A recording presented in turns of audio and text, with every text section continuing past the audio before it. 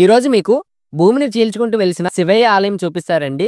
అదే అండి తిరుపతిలో ఉన్న శ్రీ కపిలేశ్వర స్వామివారి ఆలయం. కపిల్ తీర్థంలో ఉంటుంది ఈ ఆలయము. ఇక్కడ పరమశివుణ్ణి కపిల ముని అనే మహర్షి పాతాళంలో అయితే తపస్సు అయితే చేశాడు. అందుకే ఈ క్షేత్రానికి కపిల్ తీర్థం అని పేరైతే వచ్చింది. కపిల మహర్షి స్వామివారు ఒక మామూలు శివలింగంతో పాతాళంలో అయితే తపస్సు చేస్తూ ఉండేవారండి. ఒక రోజు ఆ శివలింగం భూమిని చీల్చుకుంటూ బయటకైతే వచ్చింది. అప్పుడు బ్రహ్మదేవుడు కపిల గోవుగా, శ్రీ మహావిష్ణువు గోపాలుడుగా భూమిపైకి అయితే వచ్చారు. కపిల గోవు పెరుగుతున్న శివలింగం దగ్గరికి వచ్చి కపిల గోవు తన పాలతో శివలింగంకి అభిషేకం చేస్తుంది. కపిల గోవు తన కాలి గిత్తలను పెరుగుతున్న శివలింగం పైన పెట్టి మహాదేవ ఇంక నువ్వు పెరగవద్దని చెబుతుందండి. ఇప్పటికి కూడా మనము కపిల తీర్థంలో ఉన్న శివలింగంకి కపిల గోవు కాల గిత్తల గుర్తులను చూడవచ్చండి. ఇంకా స్వామివారి దగ్గర ఉన్న జలపాతంలో స్నానం చేసుకుంటే జన్మ జన్మాల పాపాలు పోతాయని భక్తుల నమ్మకం అండి.